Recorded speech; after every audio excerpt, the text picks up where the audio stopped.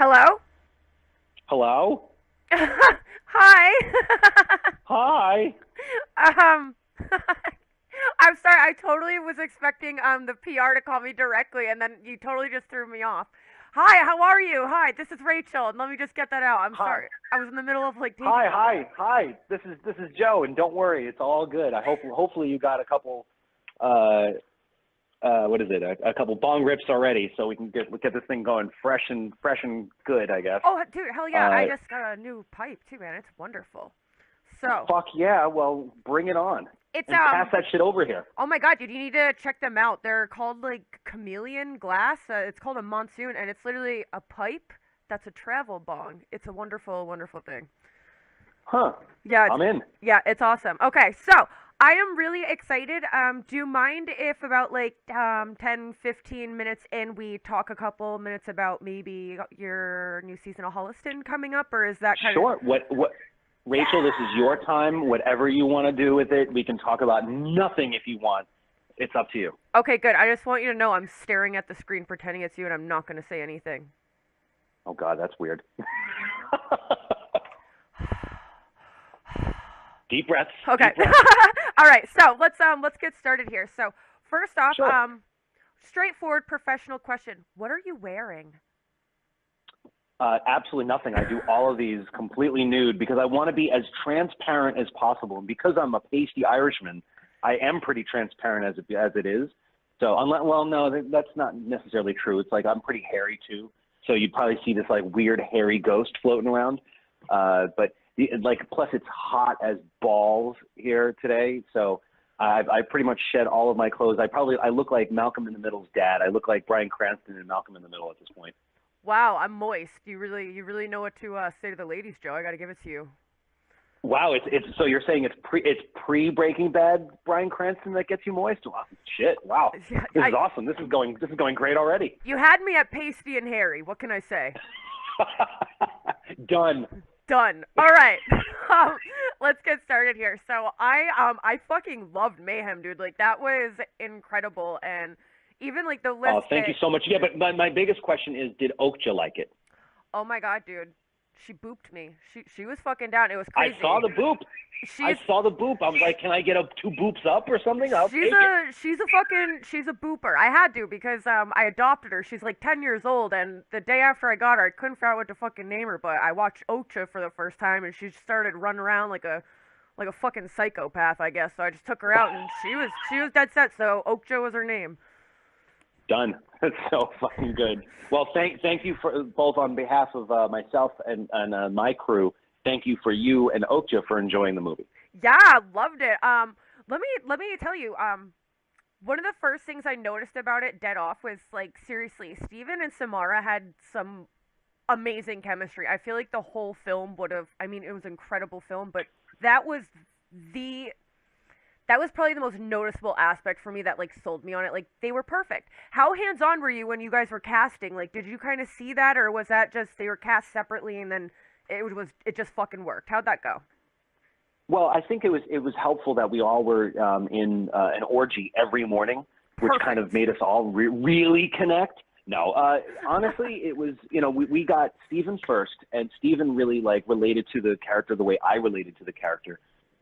We both took it like very personal, and I knew though that like all right, I know that I have kind of like America's sweetheart with Steven.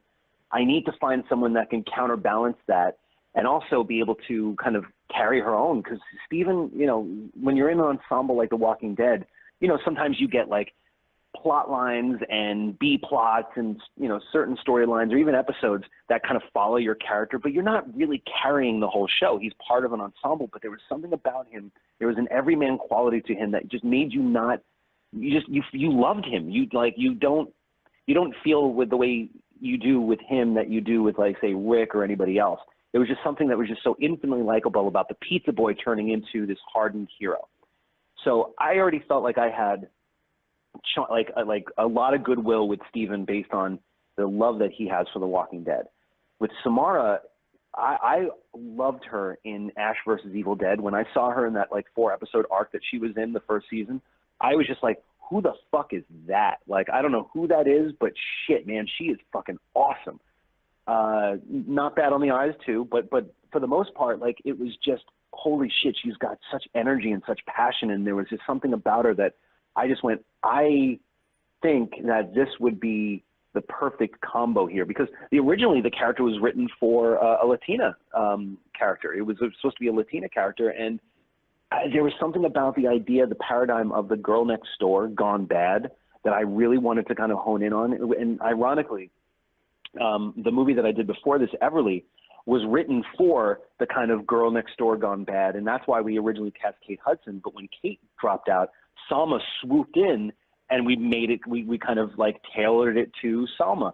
So in a weird sort of way, I kind of was able to do what I wanted to do with Everly by taking this kind of paradigm of the perfect American girl and, you know, gone in a very dark place, and do it just in a different movie altogether. But like, I agree. I think all of us saw the same thing, where it's like the chemistry between them was just so fucking palpable. And I knew it 5 minutes when they first met in Serbia about a week before we shot. There's that like moment where you go, God, please don't let them hate each other or whatever. Within 5 minutes of us all sitting down for dinner, and they're just kind of like just talking back and forth, I just knew. You get that kind of, that Barton Fink feeling, that gut level feeling where you go like, this is right. There's all is well in the world. And every single day that they were on set together, you just wanted to just give them a big hug. Like, you just loved watching them do their thing. And we all became very quick friends, and they became very quick friends. And I just want to see them in like every movie now. I just want to see them. They need to do a buddy cop movie. They need to do like a La La Land type movie together. They need to do like a political thriller. Like, there's just something when you see these two actors, or any two actors together, that you go, I'll follow them to the ends of the earth, because they have this chemistry that we all wish and pray for. That, you know, like, that's not necessarily love, but it's like an admiration and a chemical reaction to each other that just makes you smile and makes you go like, that's humanity right there.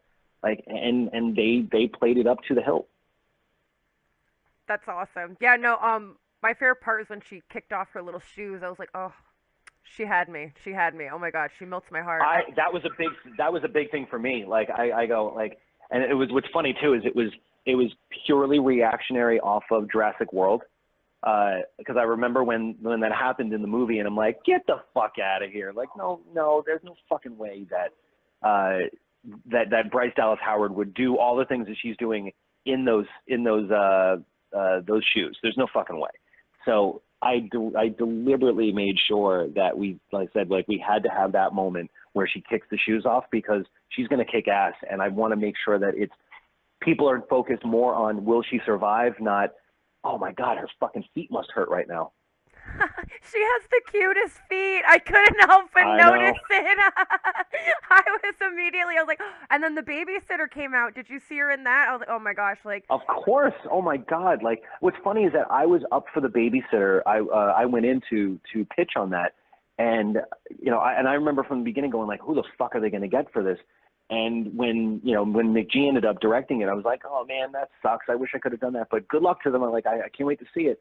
And then a year goes by, they shoot that movie, and then when I'm in prep for Mayhem, and I'm in Serbia, and we're looking through it like everybody who's available, and when her name came up, I was like, wait, she was in Ash vs. Evil Dead, right? Holy fuck, I love her. Let's talk to her.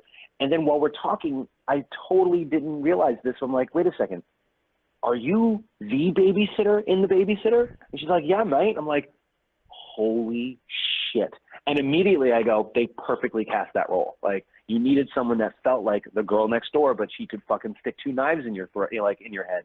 And there's just something about Samara where she's just got this exciting energy around her, and you can see her play anything. Like, she's one of the leads in the new Picnic and Hanging Rock, which is as dark and as serious as it gets.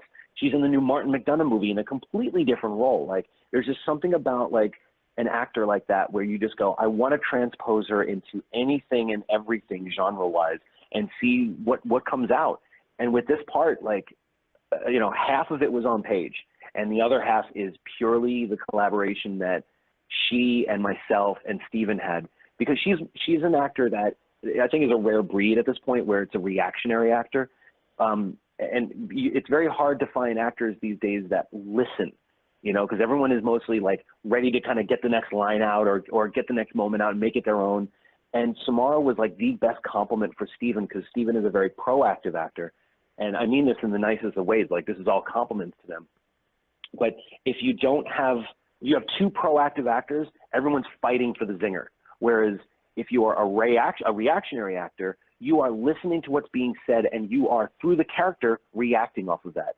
So there are so many moments in the movie, like there's that moment when she's on the couch and, the siren is kind of getting her comeuppance and she starts laughing and she starts giggling in the background. Now in the script, I believe it just kind of said like giggle and that was it. But she made it into a full-born party. Like the fact that she even says like, no, it's a party. Yeah. Like that was purely improv. That was straight from her like dealing with the situation the way that she thinks Mel would. And when you put those two together in a room, it's like magic happens. I mean, put me in a room with you, buddy. You're pasty, hairy, and you like Samara Weaving's feet. Let that magic happen, for fuck's sake. I know, right? Fuck, man. All right, so God damn it. I want to talk a little bit more about the actual film itself in depth here. First off, like when you read this script, like this, I cannot tell you how much I enjoy this film. So I want to know your reaction upon getting the script. Like, did you go after it? Was it sent to you? Were you like fucking? You knew it was for you the second you read it? What's up with that? You nailed it completely. I was actually in a fucking cubicle in a corporate job when the script, quote unquote, landed on my desk. Well, it actually landed in my email that was sitting on my desk. And when I read it, like I've said before, the movies that I've made before this have all been movies that I've wanted to make. And a lot of times it's just because I'm kind of like scratching an itch for the kinds of movies that I grew up as a kid or that I love that got a reaction out of me. Like I grew up as a horror movie fan and a splatter movie fan. So Wrong Turn 2 is my love letter to that. I wanted to make that. And with Nights of Badassdom, that was my love of the Goonies and the Monster Squad and, 80s adventure movies. And I wanted to make that. And Everly was basically my Die Hard, and I wanted to make a Takashi Miike Die Hard movie. Oh. And I wanted to make those. And with Mayhem, when I read this, I was at a point in my life that I was not in a good place. I was emotionally just kind of distraught and depressed. And here it is, I'm working this corporate job. Now, my job title did have the word creative in it. I did not feel creative whatsoever. So I felt like I'm as emotionally stifled as Derek does in the movie. And when I read that, I didn't say I want to make this. I said I need to fucking make this movie. And I was lucky enough where the guy who sent it to me, Matt Smith over at Circle of Confusion, he was a big Everly fan. I just thought like this psychopath might be able to make something out of this. Not even realizing like how much it was going to affect me. He had no clue. He just thought I was another director, probably like reading scripts in a bungalow somewhere or, like living the high life when I could not have been in a lower point in my life. So this to me felt like I was on a mission. I had to make this movie. I had to purge a lot of demons, a lot of frustrations that I had. And it's like, just like Derek, it's like, here's a guy that in his heart, he is an artist, yet culture and society is telling him otherwise, that he needs to be a cog in the wheel of the big corporate machine. And that is where you can find, quote unquote, happiness. And that's where you can find success. And that's not always the case. And around that time, I was becoming really fast friends with Bobcat Goldthwait, who to me is one of the most exciting directors working today. And he would have never been there or done that if he didn't have all the frustrations of what it's like to be this kind of quote unquote movie star when he was making movies, like Hot to Trot and the Police Academy movies and shit like that. He wasn't happy. So what did he do? He quit. And I thought that was so fucking inspiring. Like who does that? And he goes to make Shakes the Clown. Now that didn't kind of work out at the time, but it led him to be where he is now. And right now he's really one of the most exciting directors working today. So without, him quitting, he wouldn't be where he was. And when I read this script, I go, well, he's following the same edict that Bobcat did, where it's like, follow your dreams. And if it means that you have to quit and, eat a little shit while doing it, go for it. It's worth it. Awesome. I was so stoked when you said Takashi Miike. I let out an accidental, "Aw, he's totally my favorite director." So you have to tell me, what is your favorite Miike work? You got to? Oh, fuck. Ah, I know it's so Oh my God. hard. It's so hard. He's got 100 movies to choose from here, you know. So, no, I mean, if you look at Everly, Everly is my Takashi Miike movie. It's my love letter to him. Coincidentally, there's a chance that I might be meeting him next week. So I'm a little fanboy right now. I'm freaking out a little bit because Blade of the Immortal's coming out in L.A. So I'm like dying to see it, and he's gonna be there. So I'm like, Gah! God, my favorite. Okay, it changes all the time because he's got like a million movies. I would have to say, I mean, Audition is always the go-to. That's the easy one. I mean, fucking Itchy the Killer has always wrecked me. Always. Like, every time I see it, it's like I always find something new. But weirdly enough, Dead or Alive 2, there's just so many great moments in that. I mean, Dead or Alive 1 is amazing, too. Well, what other movie do you have it where the guy pulls out a bazooka out of his back pocket practically and blows up the world?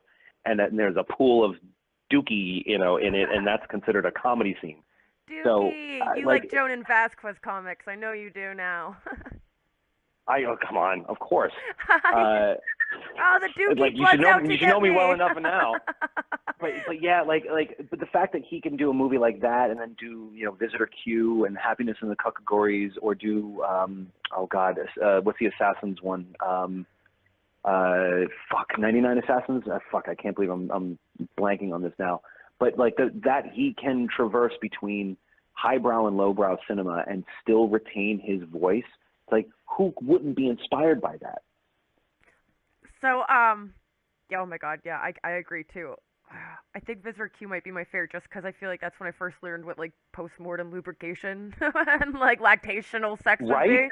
I was so fucked up in a good way over it. Like, totally, no, and like, were you not sitting there going like, that's pretty fucking hot? Dude, like, the second time, the second time he clocks the guy with the rock, I didn't think I was going to be hot over. Oh my God! Like, I laughed, like he just came out of nowhere, just hits him with the rock again. And I fell over laughing. I almost shit my pants over that one. So getting back on the topic of Mayhem for a moment, can you, for the people who haven't heard of it or caught the trailer yet, or all the people I'm about to jam this down their throats on like various platforms, tell us a brief synopsis, you know, not something IMDb cringeworthy, but like, give us the storyline. Sure. Well, to me, Mayhem is a comedy, horror, action, sci-fi, satire musical in a way. It's about a dangerous virus called the ID7 virus that, when infected, you temporarily lose your inhibitions. So all of those emotional tourniquets that are telling you what morally is right or wrong go out the window. All those desires that you had, but, you know, for one reason or another, you were able to suppress them and repress them and shove them down and do what's right in society, all that's gone. What happens when that virus gets let loose in a law firm? That's as basic as you need to set up, you know, to kind of elicit whether you want to see this movie or not. But, I mean, who doesn't want to see 280 lawyers beating the fuck out of each other for 8 hours? Well, 90 minutes in the movie, but for 8 hours extended? Like, yeah, that's the movie I want to see. But it just so happens that we have one hapless employee of the rising employee of the firm, played by Stephen Yun, who wrongfully gets terminated. And because of this virus, people are like basically beating the crap out of each other, which is just kind of a reflection of what our society is right now. And he decides, well, I won't get in trouble if I'm infected, so why don't I go, quote unquote, see the boss and get my job back by any means necessary. And he has a friend that tags along the way. So, you know, that's, I guess that you could say that is the elevator pitch. Right on.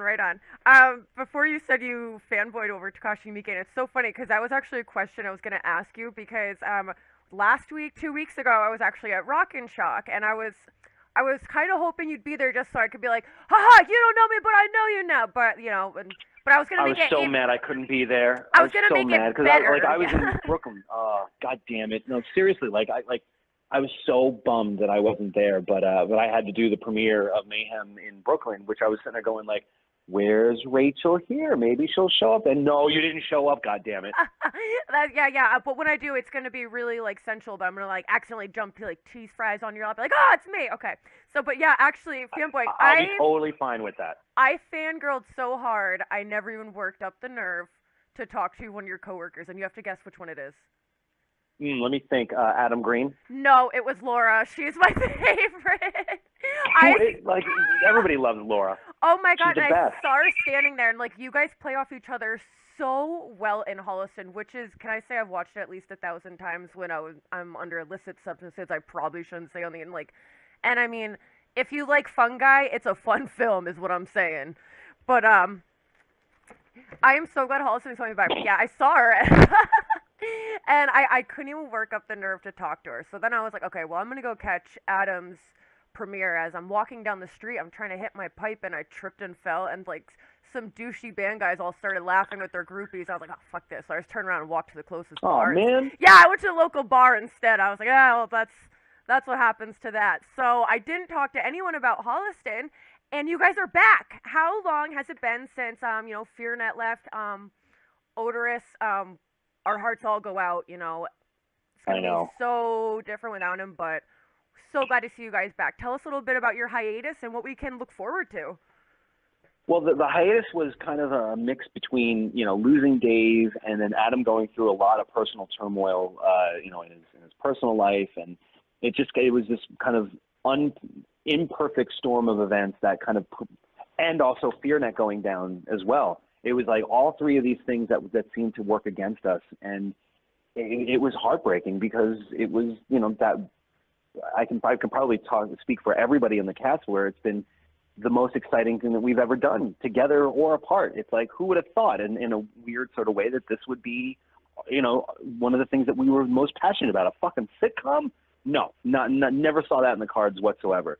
So we just kind of let Adam do his kind of grieving. We all grieved. And then slowly but surely, just life started kind of coming back. And obviously having the podcast every week was always a nice kind of refresher. But, you can tell, like, Adam is slowly crawling out of, the grave that he dug himself. And I don't mean that in a bad way, but, like, just the one that life kind of threw him in for a little bit. But now that he's, gearing up again and that we're already breaking stories and coming up with new stuff, there's something coming out very soon that will kind of stoke the Holliston flame a little bit. I'm not going to say any more, but yeah, you'll be very happy. It's my favorite show. Of course I'm going to be happy. Oh my God. Well, like, shit, this sucks that I have no time. All right. We need to continue this conversation. Like, this is not over yet. Like, you deserve more time. It is not over. All right. So I'm just going to go ahead and let you get off the phone here. Thank you so much for taking the time. Why don't you go ahead and message me if you want to schedule again at some point, and in the meantime, fucking stay fly, buddy. Thank you so much, Rachel. Seriously, like, it means the world to me that, like, that you've been supporting the show and everything and supporting the movie and stuff. So you deserve more time, and I will give it to you, goddammit. Oh, right. That's right. You give it to me. I'm already moist, fucking pasty. What can I say? I might as well. I mean, like, if we're already lubricated, it kind of just makes sense, right? Yeah, my only stipulation is you have to clog my shower drain with all your body hair. I was going to do that anyway. Oh, joke's on me. All right, buddy. You have an awesome one, and we will talk soon. All right, Rachel. Thank you so much. I did DM you, so you have to DM me back now. Okay, right on. Fucking slide right into your DMs. I'm on it. Please slide into my DMs. I'm gonna slide right into you. I'm gonna send you fucking Steven Tyler nudes. Those are what I send anyone that tries to send me dick pics. So that's yes, yeah. You can look forward to it. Anyway, you have a good one, bud. All right, talk to you later, and give Oakja my best. Oh, of course I will. All right, talk to you soon. Bye. Bye.